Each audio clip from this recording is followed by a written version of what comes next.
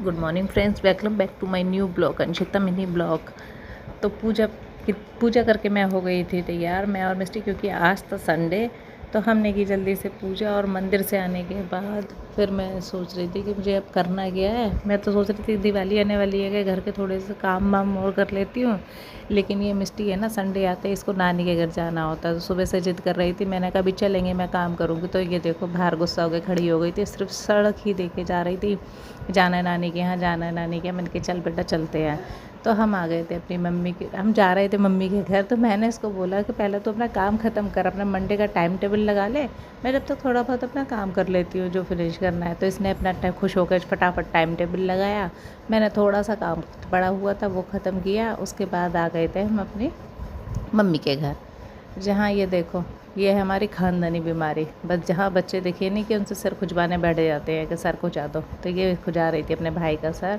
मैं बैठी हुई थी मम्मी के साथ, जो बस थोड़ी सी प्रकोप में थी, उन्हें शांत करने के लिए हम सब लगे हुए थे। शांत हुई, फिर इन्हें मंगाई अपनी दवाई बाज़ार से, उसको ये रख रही थी उठा करके। और ये है हमारी कुकी, जिसको बस शाम हुई नहीं कि नीचे जाना है नीचे जाना है, उसको ये पीछे लगी डोलती है। तो चानू उसको नीचे ले जाने की तैयारी कर रहा था, बांध रहा था इसका पट्टा। लेकिन अभी उधर बैठे हुए बाबू है ना, ये मुझे बहुत छेड़ रहा था। अंश, ये इतना छेड़ता है मेरे को। मैंने कहा अभी बताऊंगी तुझे, तो रुक जा। उसके बाद ये सारा काम करके अपना मैं शाम को आ गई थी अपने घर, क्योंकि फलाहार का खाना भी बनाना था, इन लोगों का खाना भी बनाना था। और आज कुछ ऐसा आने वाला था जिसका मुझे बहुत बेसब्री से इंतजार था। तो मुझे काम करने में कुछ ज़्यादा ही मज़ा आ रहा था। मैंने फटाफट से अपने काम करने शुरू करे। इन लोगों के लिए बनाया काशी फल, अपने लिए बनाई समा के चावल की खिचड़ी बना के मैंने दिया मिस्टी को खाना। मैंने कहा तू बेटा खाना खा ले। और लेटी लेटी इंतज़ार कर रही थी मैं अपना शो का, जो आज शुरू होने वाला था। ये खाना खा रही थी और मेरा टाइम पास नहीं हो रहा था। खाना खा के फिर मैंने सोचा जब तक मैं भी फिर फ्री हो लेती हूँ फलाहार करके। तो मैंने लगा लिया अपना खाना। लौकी की सब्ज़ी है, रायता है, और ये है समा के चावल की खिचड़ी। और ये है साबूदाने की खिचड़ी जो मेरी मम्मी ने भेजी थी, बहुत ही टेस्टी बनी थी भाई। मिस्टी बोली मम्मी मैं आपका मन नहीं लग रहा है तो मैं आपकी कुछ हेयर स्टाइल बनाऊँ।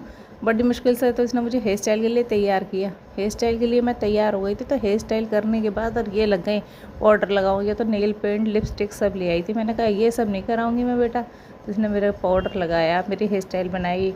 मैंने कहा मैं लेट लूँ, तो बोली मम्मा दिखा तो दो कि मैंने कैसी हेयर स्टाइल बनाई है, ये देखो। मैंने कहा हाँ ठीक है दिखाती हूँ। तो ये देखो, बोली अच्छी तो बता दो इसको। मैंने कहा लो देखो, और देखो ये बनी है बहुत ही खूबसूरत।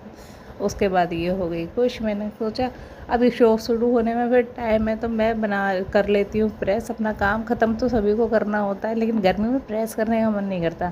शाम हो गई थी, एसी चलाया, टीवी चलाया, और मैं लग गई थी प्रेस करने।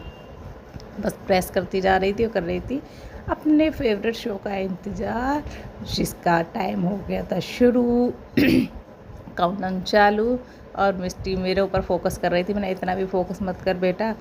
और ये देखते देखते बज गए पूरे 9।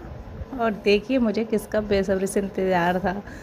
शुरू हो गया हमारा फेवरेट बिग बॉस, जिसका मुझे इंतज़ार था, और मिस्टी को भी।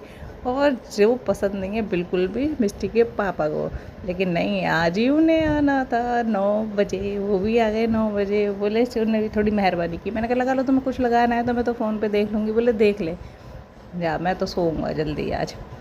हमने देखा बिग बॉस 12 बजे तक की बचे, और आज से मैं हो गई बिज़ी।